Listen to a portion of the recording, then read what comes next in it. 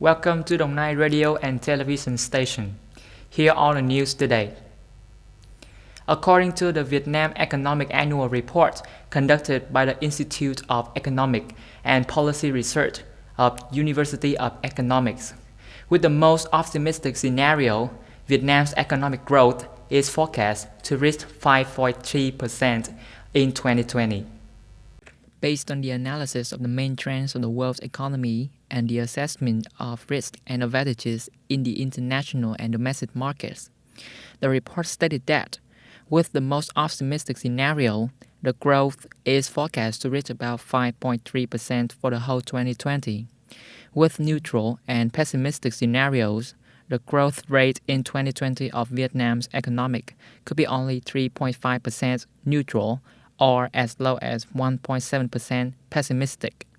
Inflation is not a problem in 2020 and is forecast to be below 4%.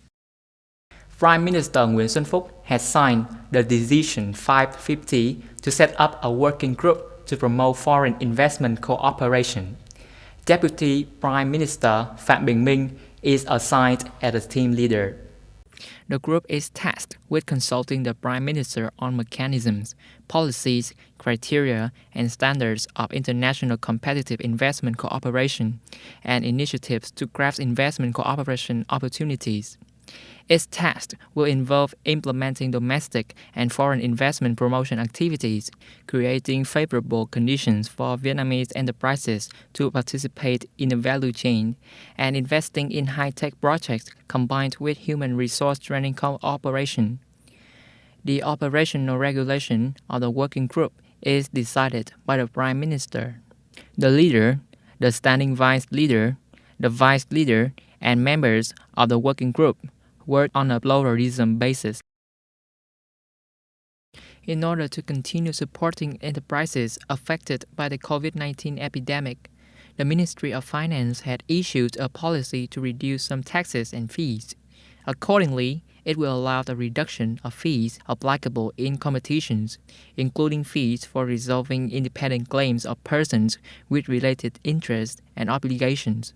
The fee for evaluating of exemption application dossiers in handling of competition cases, subject to be applied in a circular including organizations and individuals when competent competition management agencies handle competition cases, resolving independent claims of persons with related rights and interests, appraising applications for exemption in resolving competition cases.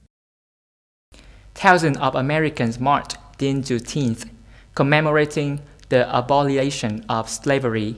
If there were no violent protests after the death of George Floyd, very few Americans remember this day.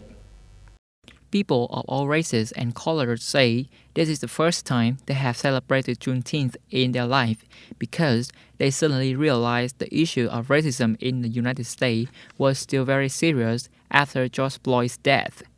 After recent riots, agencies, political and social organizations in New York began to remember Juneteenth more. They are strongly supportive of making this day a national holiday after Governor Andrew Cuomo issued an order earlier this week to make Juneteenth a public holiday for state employees. New York Mayor Bill de Blasio also announced that Juneteenth would be the official holiday for civil servants and schools in New York from 2021. The leaders of the European Union on June 19th have organized an online conference to discuss the recovery plan after the COVID-19 pandemic and the EU's long-term budget.